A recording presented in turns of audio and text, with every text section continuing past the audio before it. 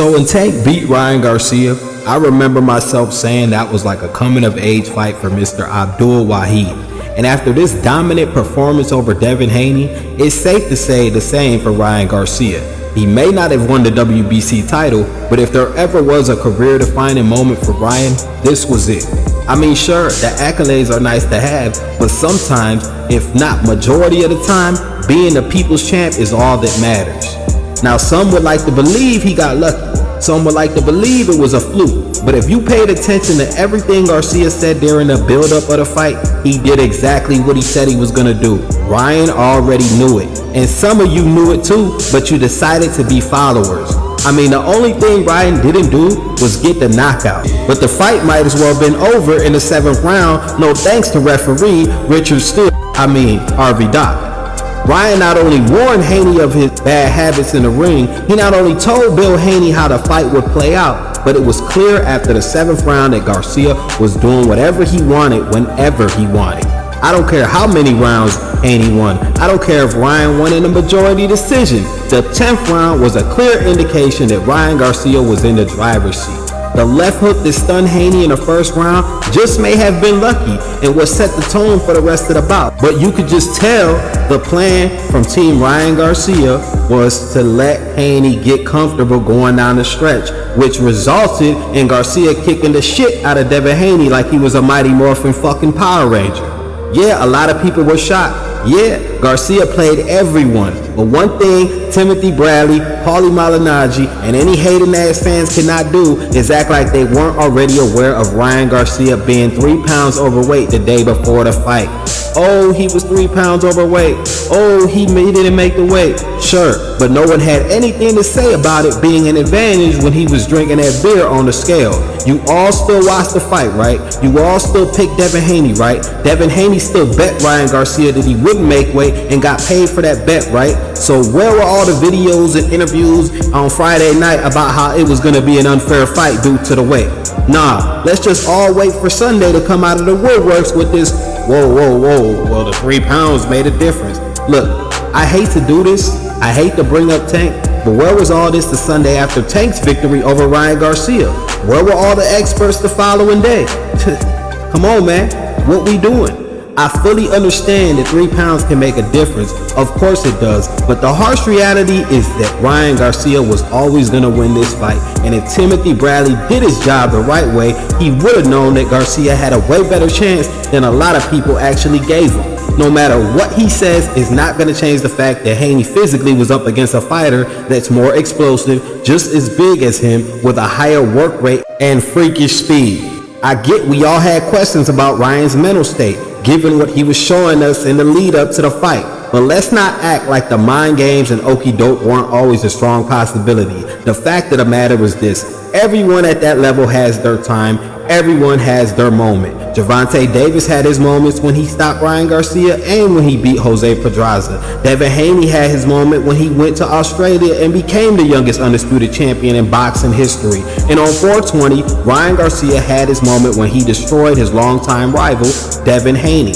So Garcia might not be the most talented. He may not be the most decorated. He may not have the best IQ. He might not be a world beater. And he might just lack a lot of discipline. But one thing's for sure, the speed is real and the left hook is dangerous. He is special. If Tank and Dev are the best that the sport has to offer, a YouTuber doesn't have a record of 1-1, let alone get fights with Davis or Haney. So stop. Everyone just stop. Next time, start off by admitting and accepting the fact that you had Ryan Garcia fucked up. Also, if Ryan Garcia was this YouTube boxer like so many claim, then the 3 pounds shouldn't have been an issue for Team Haney. Let's talk about it. Logan Paul is a YouTube boxer who had a massive size advantage against Floyd Mayweather. Was little Floyd Mayweather on the canvas looking like he was doing girl push-ups? No. And that's not to take anything away from Devin Haney, because for those who don't know, I've always been a fan and supporter of Devin Haney. At one point, Haney was my favorite out of all the lightweights. It wasn't until he faced Jojo Diaz when I realized Haney's defense was suspect. Go back and watch the Jojo Diaz fight and you can clearly see the holes in Haney's game. Now, it may have took some until the Lomachenko fight or this one with Garcia to have such a rude awakening, but hey, that's boxing. Haney still fought his heart out. He showed the heart of a warrior, and we can still commend him, but everyone gets their slice of humble pie. Haney said he was levels above Ryan Garcia. He called Ryan Garcia a C-level fighter.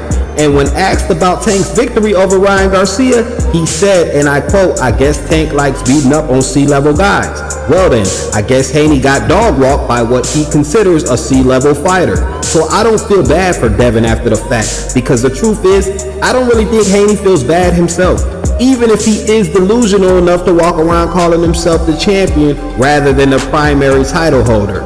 If you're a diehard Haney fan, trust me, I get it. It probably hurt to see him go down like that, but this was just a reality check that he is not who him and his pops thought he was, and that's okay just as long as it registered. You can't have him in there trying to walk guys down like he's Gervonta Ortiz. You just can't.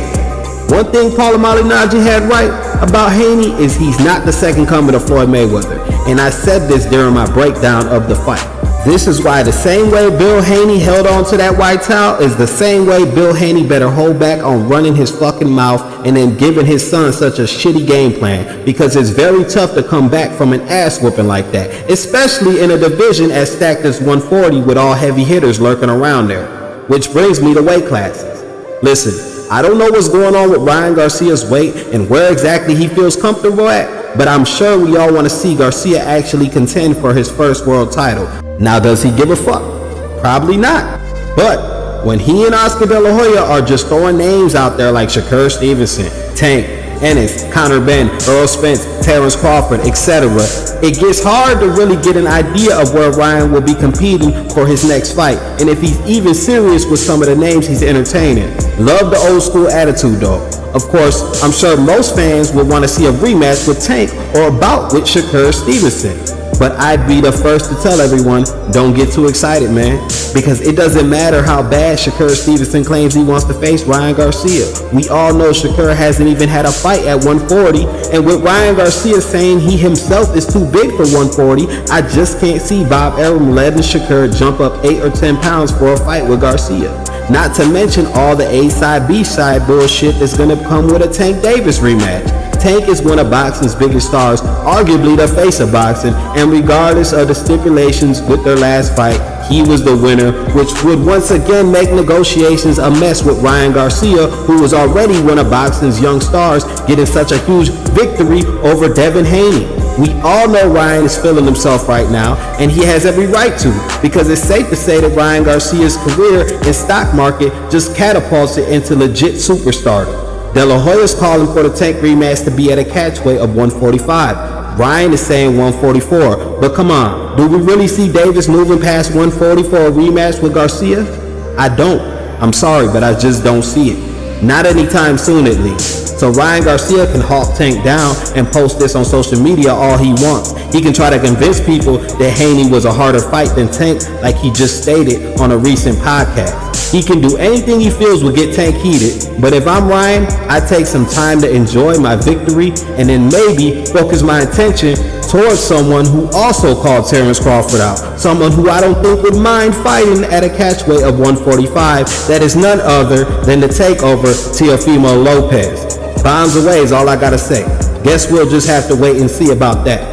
All in all, congratulations to Ryan Garcia. I can honestly say he's the man, and he brought so much more attention to the sport of boxing on April 20th. Pop off. It ain't no rematch. This dude got clowned up. I want to fight Tank, but Tank's not going to fight me. You don't think he's going to fight you? 100%. Why not? He won't go to 145.